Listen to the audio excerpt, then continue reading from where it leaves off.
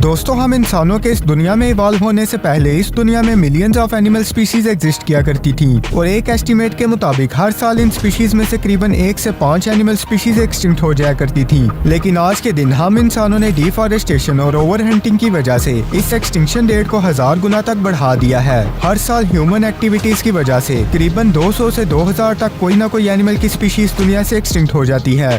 आज की इस वीडियो में मैं आपको इस दुनिया से एक्सटिंक्ट हो जाने वाले कुछ आखिरी रेयर और यूनिक एनिमल्स की लास्ट फोटोज दिखाने वाला हूँ और ये वीडियो हमारी last photos of extinct animal series का तीसरा पार्ट है, तो वीडियो एंड तक देखना। Number 5, eastern heath hen. दोस्तों, heath hen chicken modern day prairie chicken की सब स्पीशी हुआ करते थे जो कि न्यूयॉर्क और न्यू जर्सी की स्टेट्स में रहा करते थे और ये बर्ड फैसियनिडे फैमिली से बिलोंग करता है, जिस ग्रुप में मॉडर्न डे क्वेल्स और ट्रू चिकन भी शामिल है।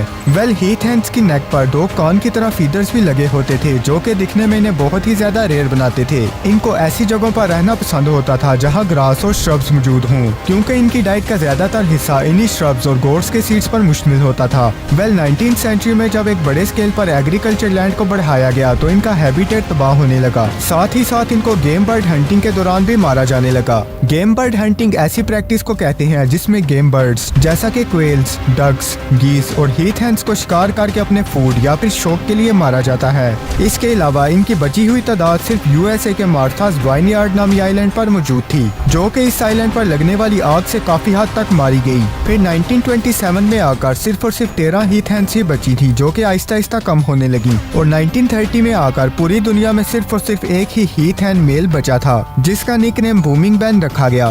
बूमिंग बैन आखिरी बार 1932 में मार्थास वाइनयार्ड आइलैंड पर देखा गया और स्क्रीन पर आप इस आखिरी मेल हीथ हैन की पिक्चर भी देख सकते हैं और ये वीडियो इस आखिरी बूमिंग बैन की है। इसके बाद 1933 में इनकी कोई भी साइटनिंग डिक्लेयर न होने पर इन्हें ऑफिशियली एक्सटिंक्ट डिक्लेयर कर दिया गया। Number 4, Zanzibar leopard. दोस्तों, Zanzibar leopards modern day leopards की सब स्पीशी हुआ करते थे जो कि तंजानिया के ज़ंज़िबार नामी आइलैंड पर पाए जाते थे।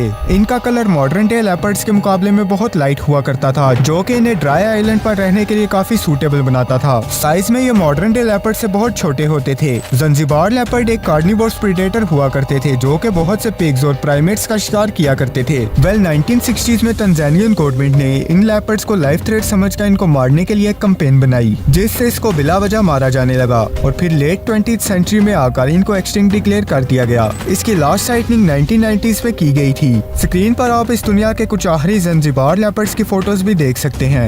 2003 में आकर नेशनल जियोग्राफी की एक टीम ने शूट के दौरान ज़ंज़िबार लेपर्ड की एक वीडियो रिकॉर्ड कर ली थी, लेकिन इस आइलैंड के लोकल्स के मुताबिक इस साइटनिंग को साइंटिफिकली कंफर्म नहीं किया गया। Number 3, dusky seaside sparrow. दोस्तों, आपने अपने घरों में जरूर इस चिड़िया को देखा होगा और आपने नोट भी किया होगा कि आज से चंद साल पहले इनकी तादाद बहुत ज्यादा हुआ करती थी, लेकिन आज के दिन ये बहुत ही ज्यादा कम हो चुकी हैं। डस्की सीसाइड स्पैरो भी इन्हीं स्पैरोज की तरह मॉडर्न डे सीसाइड स्पैरोज की सब स्पीशी हुआ करती थी, जो कि ईस्टर्न कोस्ट ऑफ फ्लोरिडा के इलाकों में पाई जाती थी। इनका कलर मॉडर्न डे स्पैरो से काफी ज्यादा डार्क हुआ करता था। नाम से ही जाहिर है कि ये स्पैरो ज्यादातर रिवर्स और आइलैंड्स के पास रहा करती थी, इसीलिए इनकी डाइट का ज्यादातर हिस्सा स्पाइडर्स, इंसेक्ट्स और रिवर के पास मौजूद सॉइल पर बेस्ड होता था। जब रिवर साइड पर रोड्स की कंस्ट्रक्शन और वाटर मैनेजमेंट प्रोजेक्ट्स की शुरुआत होती है तो इससे इनका इकोसिस्टम तबाह होना शुरू हो जाता है। इसके अलावा 1960s में नासा के कैनेडी स्पेस सेंटर की कंस्ट्रक्शन के दौरान मैरिट आइलैंड पर इनका एक बड़ा हिस्सा तबाह हो गया, जिसकी वजह ड्रेनेज और सैलाब का पानी था। 1981 में आकर सिर्फ 6 डस्की सीसाइड स्पैरोज ही बचे थे, जिनकी तादाद 1987 में आते आते सिर्फ और सिर्फ एक ही मेल स्पैरो तक जिंदा बची थी।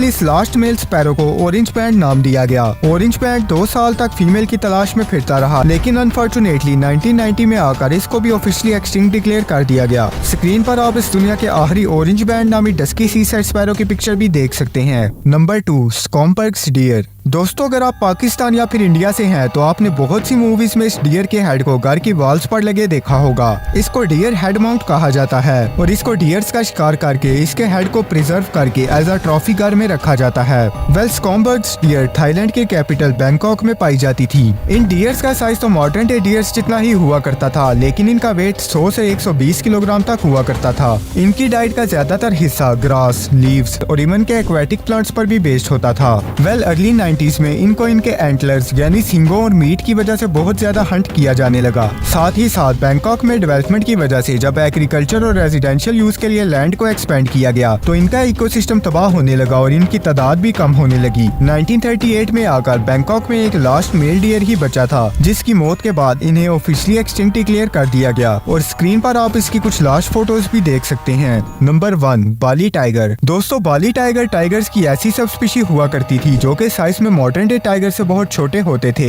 और इनकी बॉडी पर मौजूद स्ट्राइक पैटर्न भी काफी ज्यादा नैरो हुआ करता था। इनकी टेल और लेग्स भी बहुत शॉर्ट होती थी। ये इंडोनेशिया के बाली नामी आइलैंड पर पाए जाते थे, इसीलिए इनको बाली टाइगर के नाम से जाना जाता है। इनका नेचुरल हैबिटेट माउंटेन्स, ग्रासलैंड्स और फॉरेस्ट वाले एरियाज में इंक्लूड होता था, जिसका मतलब कि किसी भी तरह के हैबिटेट में सरवाइव कर सकते थे। जैसा कि इनके पास तैरने और दरख्तों पर क्लाइंब करने की एबिलिटी हुआ करती थी, इसीलिए ये एक एक्सीलेंट हंटर के नाम से जाने जाते थे, जिनकी डाइट का ज्यादातर हिस्सा स्मॉल मैमल्स जैसा कि डियर और वाइल्ड पिग्स पर बेस्ड होता था।